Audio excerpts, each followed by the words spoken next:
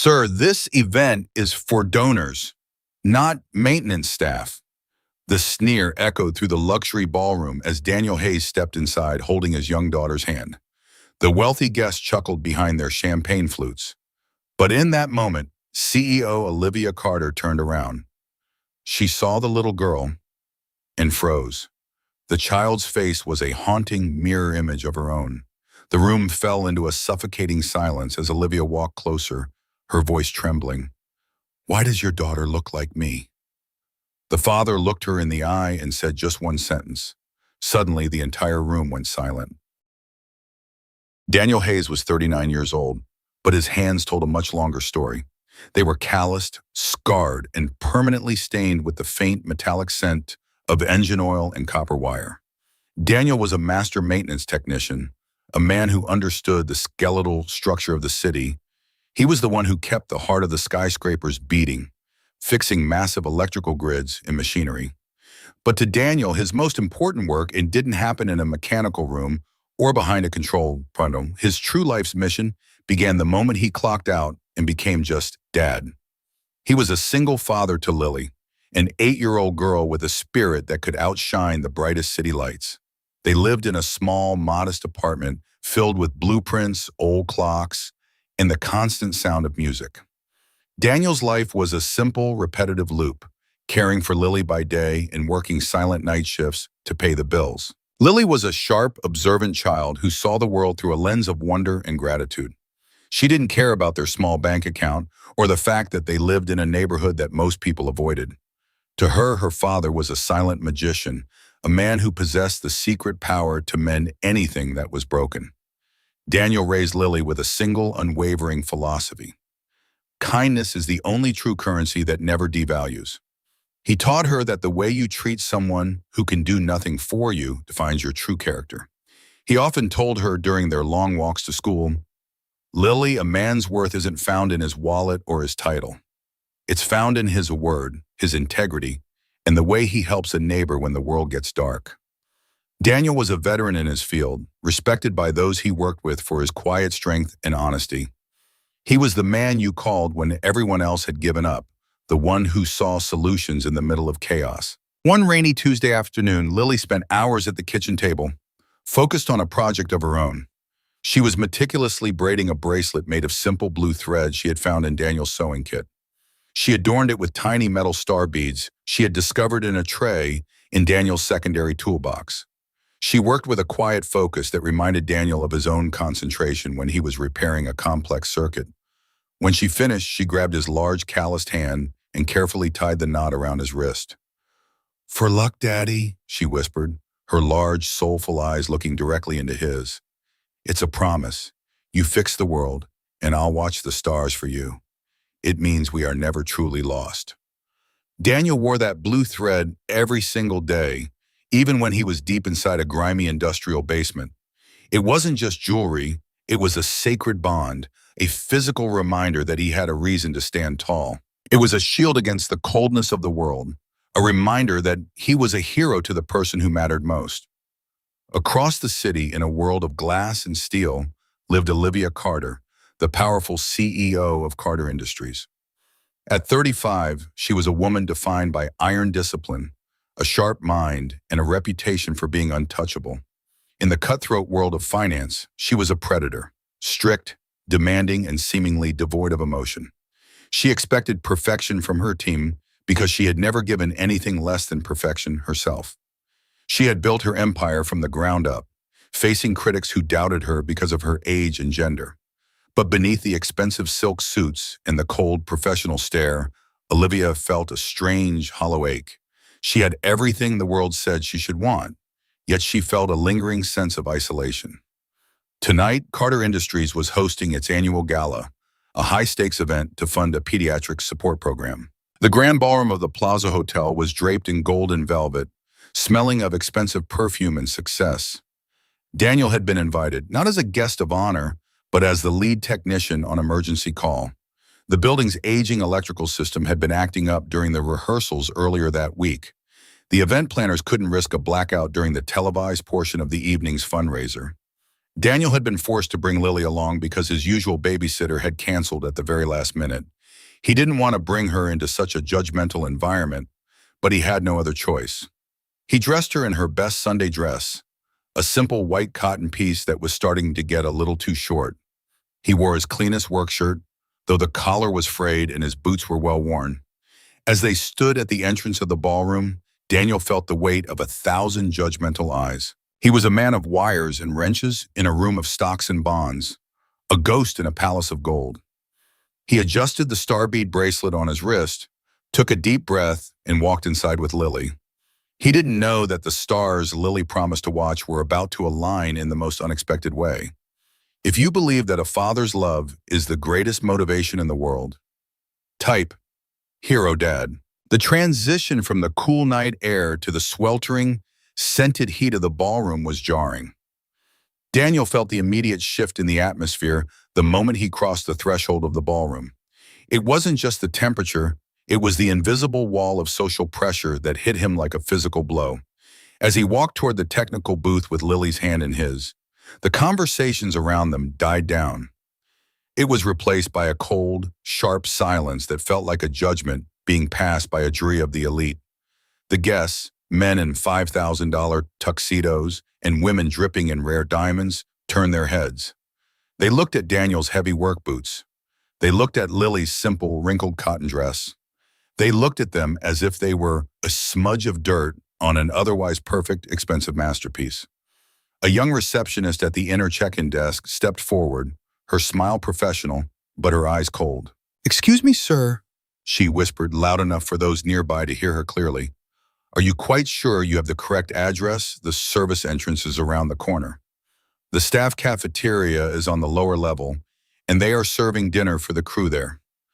Daniel didn't flinch. He reached into his pocket and produced the official laminated security pass. "I'm the lead tech for the evening," he said firmly, his voice steady and calm. "I'm required to be on site for the duration of the gala to monitor the transformer load." Just then, a high-ranking director of a partner firm, a man named Julian, stepped into their path. He was swirling a glass of expensive scotch, a smirk of superiority etched onto his face. "Ah, I see," Julian said with a chuckle. "The help is here to ensure the lights stay on for the rest of us." But really, Hayes, bringing a child to a black tie fundraiser? This is a place for donors. It's not a daycare for maintenance staff. It's a bit out of your league, don't you think? A ripple of cruel, muffled laughter moved through the nearby crowd of socialites and investors.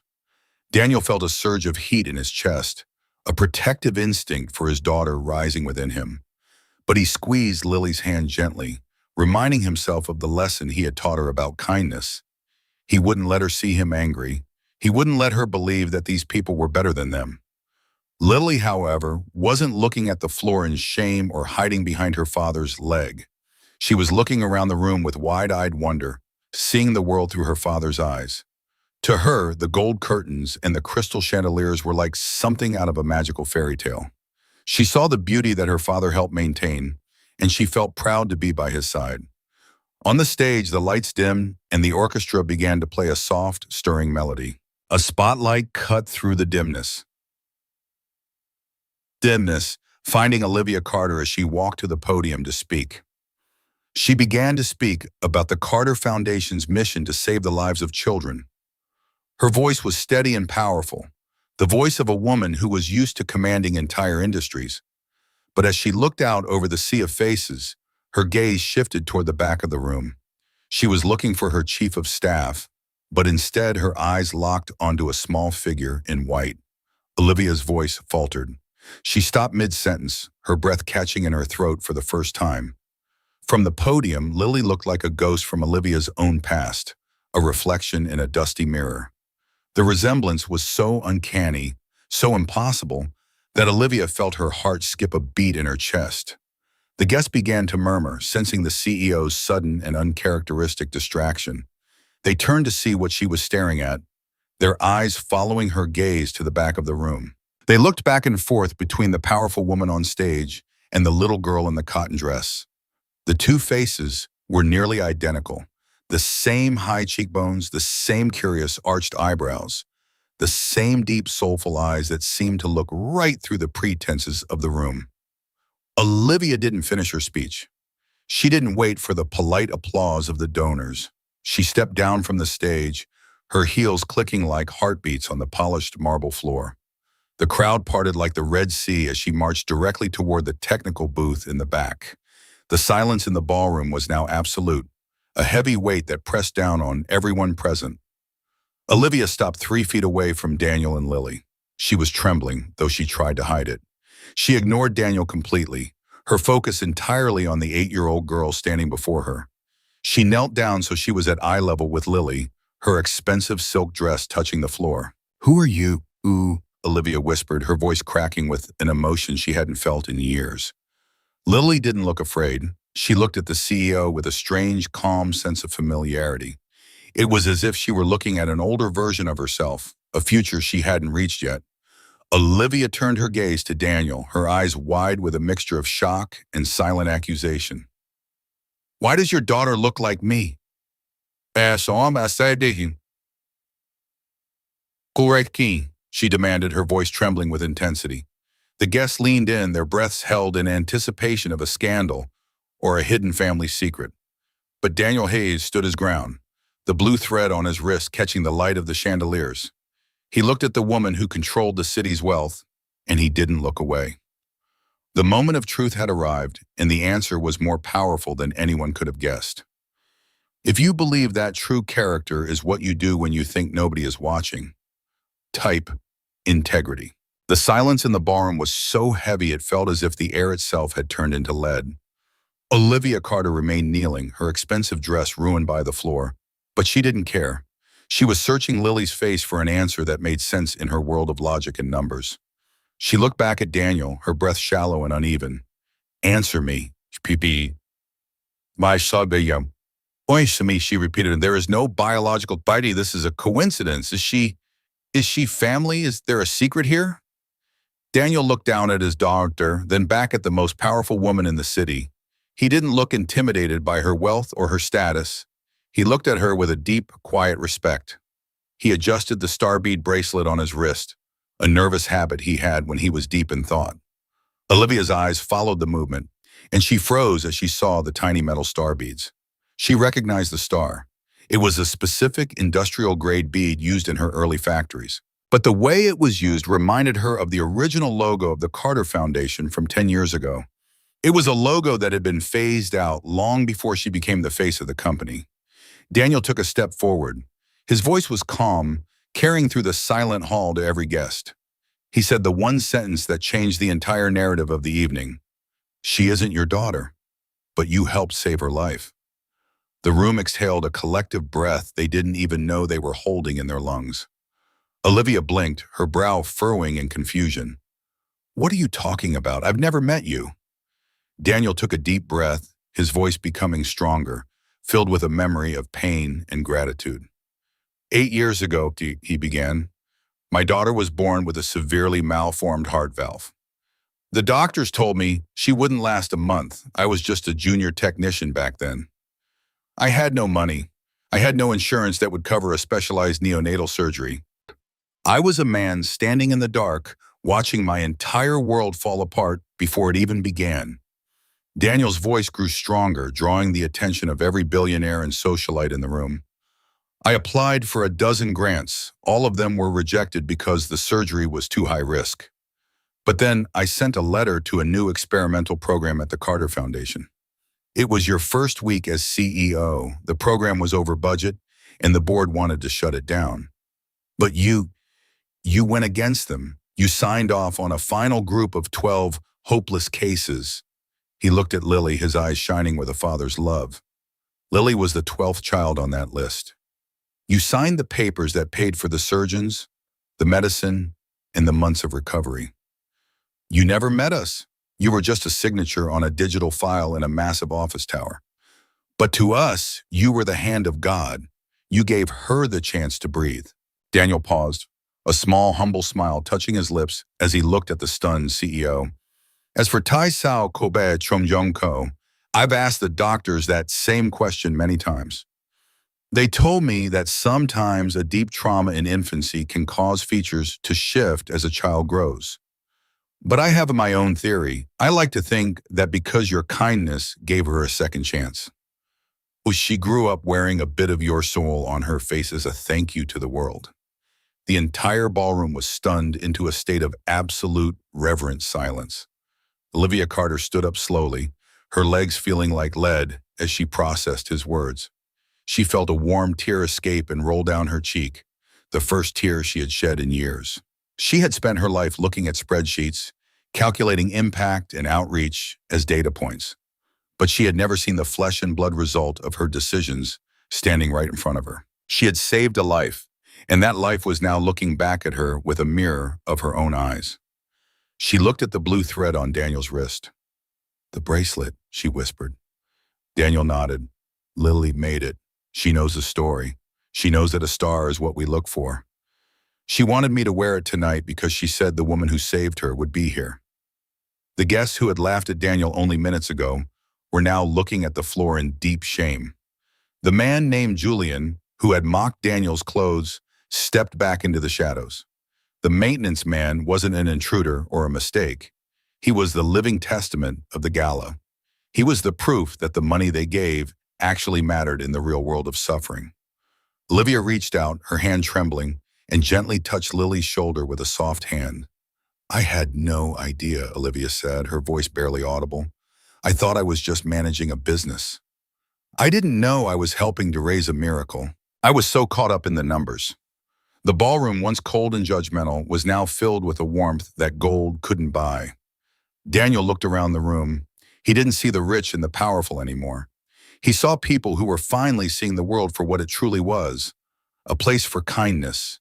The star beads on his wrist sparkled under the lights, a promise kept between a father and a child. The night was far from over, but the most important repair had already been made. If you've ever been humbled by someone who was much stronger than they appeared, type respect. The atmosphere in the room transformed instantly from elitist coldness to genuine emotion. Olivia didn't go back to the stage to continue her prepared corporate speech. She took Daniel and Lily by the hands and led them to the head table, the table for the elite. Julian, the director who had insulted Daniel, walked over with a bowed head and a red face. "Mr. Hayes," Julian muttered, his voice thick with regret. I was out of line earlier. I didn't see the man behind the shirt. Please accept my sincerest apologies." Daniel didn't gloat or seek revenge. He simply nodded with a calm, veteran grace. "Kindness is free, sir," he said quietly. "You should try using it more often. It's the most important thing you can build in this world." But as the dinner began and the spirits were high, the ballroom was suddenly plunged into darkness. The music stopped abruptly. The giant LED screens, broadcasting live to the world, died. A low, ominous hum vibrated through the walls, followed by the sharp electric smell of ozone. The emergency lights kicked on, casting a dim red glow over the panicked, whispering guests. The event coordinator rushed to Olivia, whispering frantically into her ear with wide eyes. "The main power transformer in the basement just blew. The backup generator isn't kicking in. The live stream is down and we're losing donors by the second. Everything is failing. If we don't get the feedback up in 10 minutes, the fundraiser will fail and the program is lost." The technical staff was in a frenzy, but they were mostly software engineers and media people. They didn't know how to handle a physical hardware failure of this magnitude in an old building. Olivia looked around the red-lit room, her heart sinking as she realized everything was at risk. Then she looked at Daniel Hayes, the man whose hands were built for fixing the world. "Mr. Hayes," she said, her voice filled with a new deep kind of trust. "Can you fix this?" Daniel didn't hesitate for a single second. He looked at Lily, who gave him a thumbs up. "Go, Daddy! Fix the world," she cheered. Daniel stripped off his outer shirt, revealing his undershirt. He grabbed his small toolkit from the tech booth and sprinted toward the darkened basement. He found the transformer room filled with thick, black smoke and the sound of sparks. The high-paid event technicians were standing back, coughing and afraid of the dangerous electricity. Daniel saw the problem immediately. The surge hadn't blown the transformer. It had melted the switch. It was a dangerous high-voltage fix.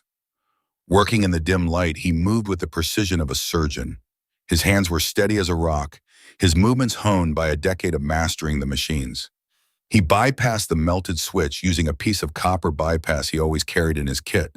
He ignored the heat and the smoke, focused entirely on the heartbeat of the building. He flipped the manual override and suddenly, the basement lights roared back to life. Upstairs, a massive cheer erupted as the ballroom screens flashed back onto the world. The live stream was restored just in time for the largest donation of the night.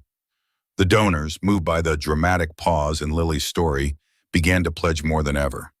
Daniel stepped back, wiping sweat and black grease from his forehead with a ragged cloth. He had saved the night, not with a checkbook, but with his calloused, honest hands. Olivia met him at the basement door as he climbed back up, her eyes shining with relief. She didn't care about the grease on his hands or the dirt on his clothes. She took his hand and led him back into the light, showing the world what a hero looked like.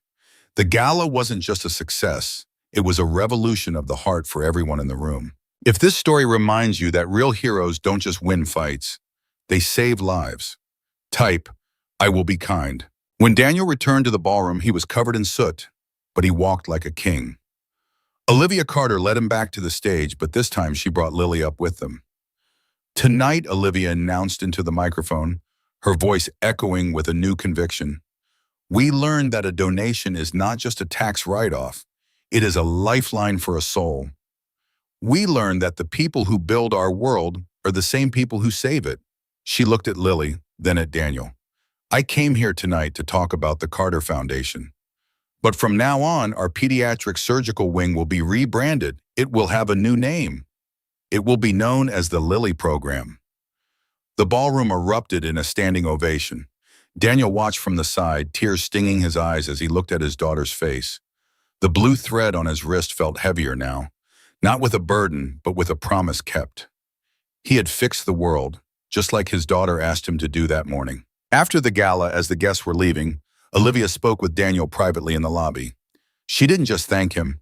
She offered him a position as the chief technical consultant. "We need someone who knows how to fix things from the ground up," she said with a smile. "Someone who understands that every wire and every heart matters in this city." Lily looked up at her father as they walked to their old, dented car in the quiet parking lot. "I told you, Daddy," she said, clutching her star bead bracelet and looking at the skyscraper. "You can fix anything." Daniel mimicry, looking at the city lights and then at his child. He realized that sometimes the world isn't as broken as it seems to be. Sometimes you just need the right person to flip the switch and the courage to see the star. Lily fell asleep in the car, her small hands still holding onto her father's sleeve. Daniel looked at the blue thread on his wrist and made a new promise to himself. He would continue to fix things, not just for the money, but for the light in people's eyes. He was a single dad, a technician, and a hero. And that was more than enough. The stars Lily watched for him were now shining brighter than ever before. The world was a little bit better tonight, and it was all because of a blue thread and a star. If you believe kindness can change lives, subscribe to Hidden Heart Stories for more powerful stories about everyday heroes.